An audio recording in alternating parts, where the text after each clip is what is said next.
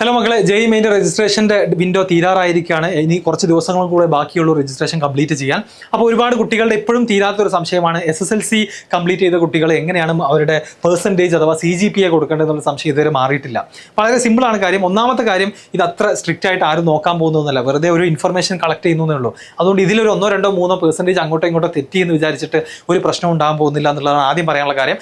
രണ്ടാമത്തേതായിട്ട് നമുക്കറിയാം, SSLC book എടുത്ത് നോക്കുകയാണെങ്കിൽ ഗ്രേഡ് മാത്രമേ ഉള്ളൂ, പെർസെൻറ്റേജ് അറിയാൻ ഒരു വഴിയില്ല.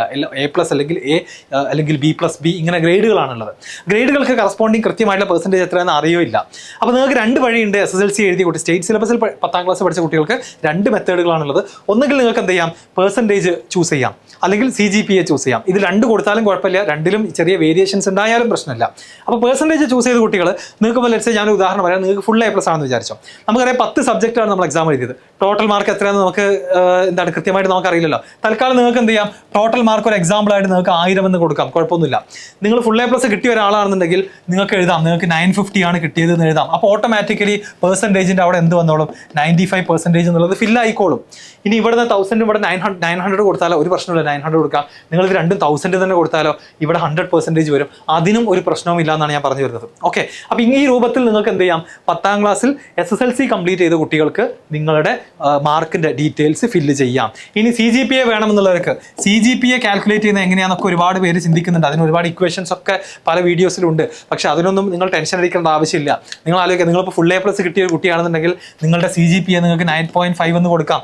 ഇനി അതല്ല, നിങ്ങൾക്ക് 1-2 A ഗ്രേഡുകൾ ഉണ്ടെങ്കിൽ നിങ്ങൾക്ക് എന്ത് ചെയ്യാം, നിങ്ങളുടെ CGPA 9 ആണെന്ന് കൊടുക്കാം. നിങ്ങൾക്ക് കുറച്ച് B+ഉം B എല്ലാം കൂടെ ഉണ്ടെന്നുണ്ടെങ്കിൽ നിങ്ങൾക്ക് ഇതിലും ഡിക്രീസ് ചെയ്തിട്ട് എന്ത് ചെയ്യാം, നിങ്ങൾക്ക് 8.5 എന്ന് കൊടുക്കാം. അപ്പോൾ ജനറലി നമ്മൾ പറയാറുണ്ട്, A+ എന്നതിന് നിങ്ങൾക്ക് 10 എടുത്തിട്ട് തന്നെ, അതുപോലെ A ഗ്രേഡിന് 9 എടുത്തിട്ടൊക്കെ നിങ്ങൾക്ക് CGPA കാൽക്കുലേറ്റ് ചെയ്യാം. ഇതൊന്നും എന്തല്ല പ്രശ്നമല്ല. അപ്പോൾ ഫുൾ A+ കിട്ടിയ ഒരു കുട്ടിക്ക് CGPA 10 എന്ന് കൊടുത്തു, എന്തെങ്കിലും പ്രശ്നമുണ്ടോ? ഒരു പ്രശ്നമില്ല.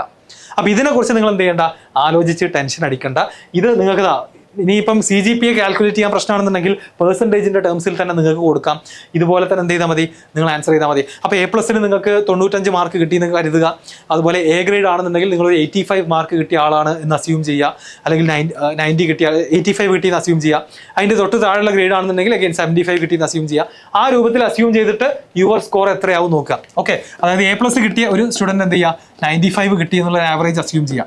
A ഗ്രേഡ് ആണെന്നുണ്ടെങ്കിൽ 85 ആണെന്ന് അസ്യൂം ചെയ്യുക. B+ കിട്ടിയ ഒരു സ്റ്റുഡൻറ്റ് 75 കിട്ടിയെന്ന് അസ്യൂം ചെയ്യുക.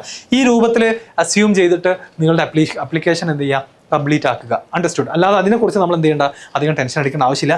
ഇനിയും ഏതെങ്കിലും നിങ്ങളുടെ ഫ്രണ്ട്സിന് ഇപ്പോഴും SSLCയുടെ പെർസെൻറ്റേജ് അല്ലെങ്കിൽ CGPA എങ്ങനെ കാൽക്കുലേറ്റ് ചെയ്യണമെന്ന് അറിയില്ല, അതുകൊണ്ട് അഡ്മിഷൻ രജിസ്ട്രേഷൻ കംപ്ലീറ്റ് ആക്കാതെ നിൽക്കുന്നുണ്ടെന്നുണ്ടെങ്കിൽ എത്രയും പെട്ടെന്ന് ഈ വീഡിയോ അവർക്ക് അയച്ചു കൊടുക്കാം.